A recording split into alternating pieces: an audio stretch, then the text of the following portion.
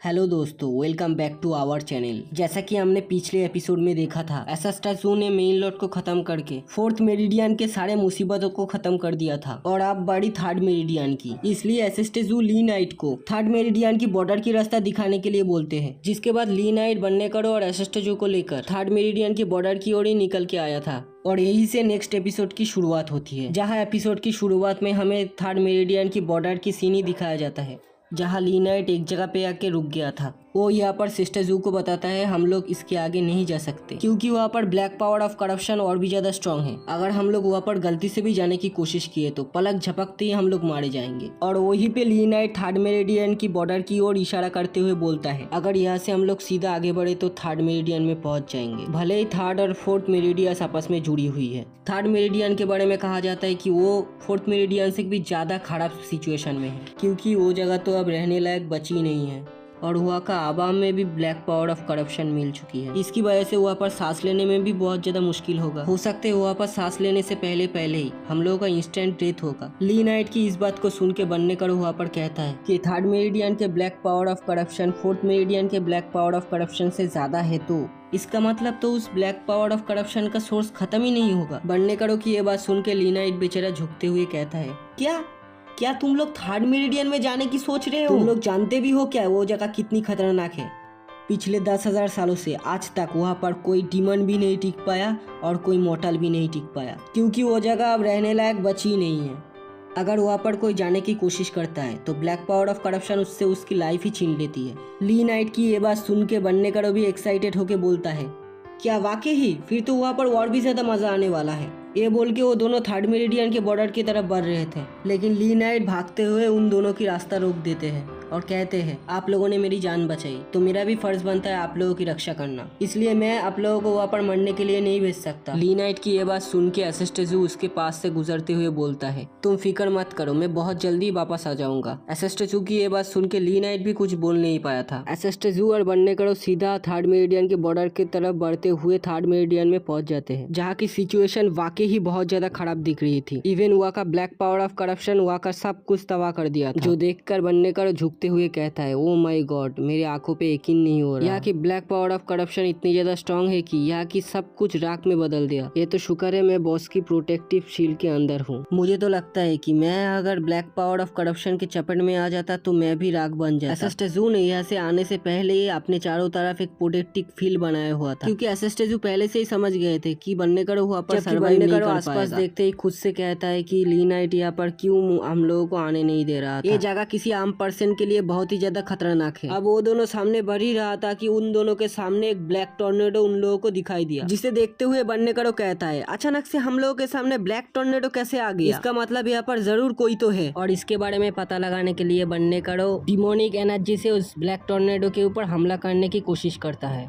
लेकिन हम देखते हैं उस ब्लैक टॉर्नेडो ने देखते ही देखते बनने करो की डिमोनिक एनर्जी को अपने अंदर एब्जॉर्ब कर रहा था, जो देखकर बनने करो शॉक होके बोलता है ऐसे कैसे हो सकता है, इसने मेरे एनर्जी कैसे एब्जॉर्ब कर लिया? और हम देखते हैं इस ब्लैक टॉर्नेडो की पावर अचानक बढ़ने लगता है, जो देखते हुए बनने करो दोबारा से सील के अंदर आ गया था। बॉस मुझे लगता है इस ब्लैक टॉर्नेडो को कोई और कंट्रोल कर रहा है। बनने करो की ये बात सुन के एसेस्टाजू भी कोर्ट रूम में ये बात बोलते हैं, क्योंकि इस ब्लैक टॉर्नेडो को कोई और चला रहा है, जिसे बनने करो और एक बार चौंक जाता है और बोलते ऐसे कैसे हो सकता है? कहीं इस ब्लैक पावर ऑफ करप्शन की अपनी कोशिश तो नहीं है? अभी बनने करो ये सब कह ही रहा था, एसेस्टाजू ने अपने सामने पैर आगे दिया और पैर आगे बढ़ाते इतना ज्यादा पावरफुल डिमोनिक एनर्जी रिलीज हुआ और वो पूरा का पूरा ब्लैक टॉर्नेडो वहीं पर खत्म हो गया। ऐसा होते ही हम देखते हैं उस ब्लैक टॉर्नेडो के अंदर से एक लड़की बाहर आ गया, जो कि वहाँ पर बहुत ही डरी हुई दिख रही थी। वो वहाँ पर घबराते हुए एसेस्टाजू और बनने करो को कहता है मेरे पास मत आओ, मेरे पास मत आओ। ये कहते हुए डर के मारे बहुत ही तेजी से वो लड़की भागने लगी।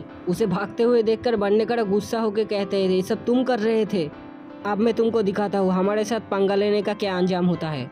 और ये बोल के ही बनने करो उस लड़की के पीछे बहुत तेजी से भागने लगा। जब वो लड़की बनने करो को अपने पास आते हुए देखा, ब्लैक पावर ऑफ करप्शन का इस्तेमाल करके उसके ऊपर स्टोन से हमला कर दिया था, जिससे बनने करो बहुत मुश्किल से बच गया था। और इससे बनने करो को बहुत गुस्सा आ गया और वो गुस्सा आके बोलता है तू डिमन किंग को पत्थर से हमला करता है, अब तो कुछ भी हो जाए मैं तुमको नहीं छोड़ने वाला। और ये कहकर बनने करो फिर से एक बार तेजी से उस लड़की के पीछे भागने लगा, जहाँ पर तजुम वहाँ पर सब कुछ देख रहे थे।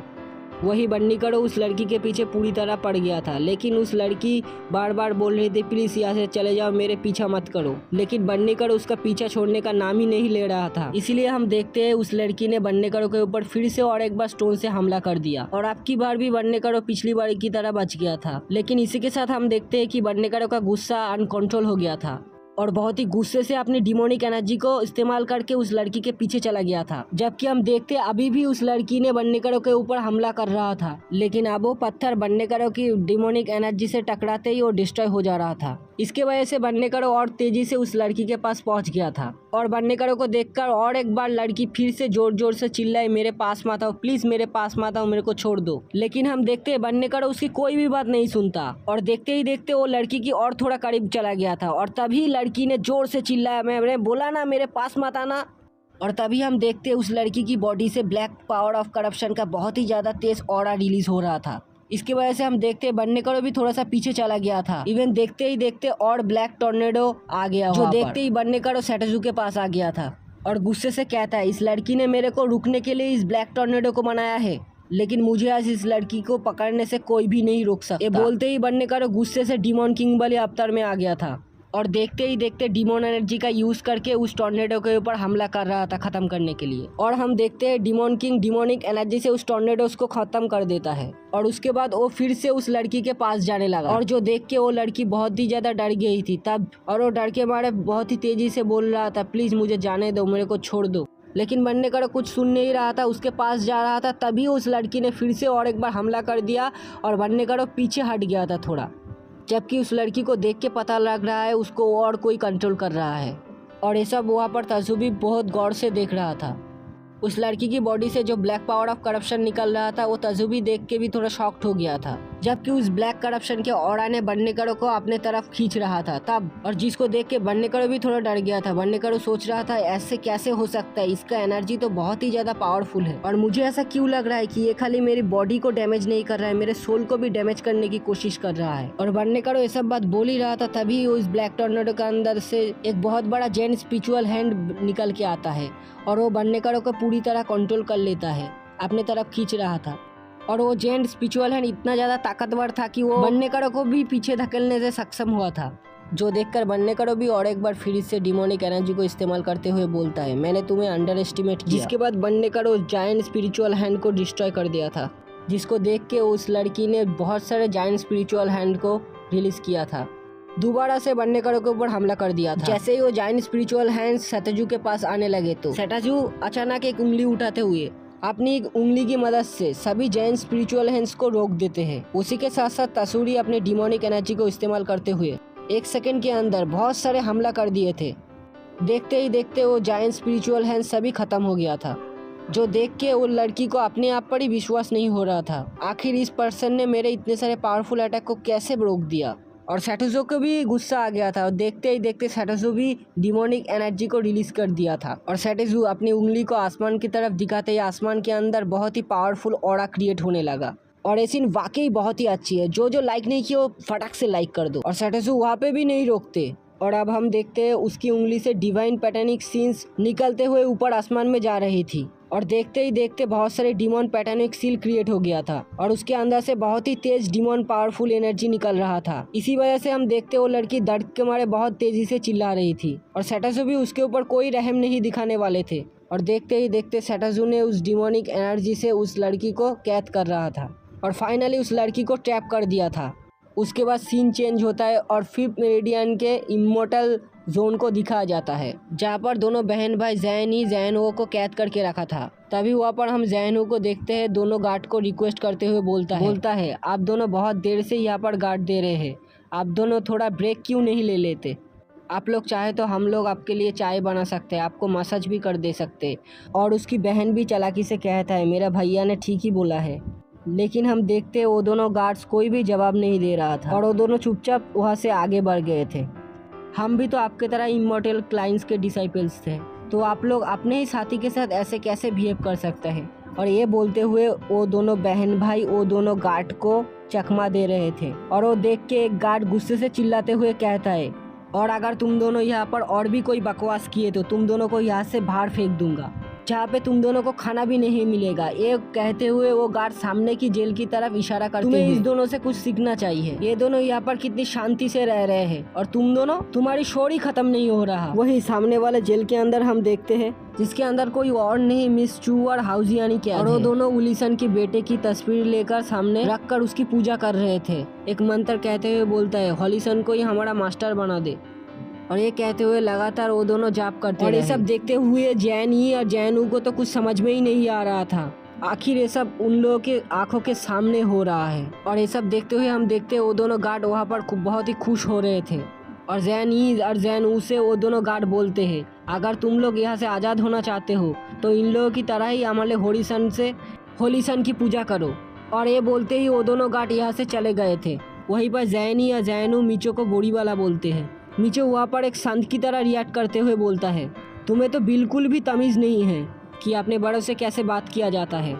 अगर तुम दोनों यहाँ से बाहर जाना चाहते हो तो तुम दोनों को यहाँ पर ठंडे दिमाग से काम लेना होगा। मिचो की ये बात सुन के जैनिंग थोड़ा गुस्से से बोलता है, भले ही हम दोनों यहाँ से बाहर नहीं निकल पाए, लेकिन तुम दोनों की तरह घटिया तो नहीं है। तुम दोनों की तरह होलिसन की पूजा कर रहे हैं, इससे अच्छा तो मैं मरना पसंद करूंगी। जबकि मीशो को एहसास होता है कि वो दोनों गार्ड चले गए हैं, तो गुस्से से उस होलिसन को देखते हुए उनके ऊपर थूक देता है और ये देख के वो दोनों भी चौंक जाता है।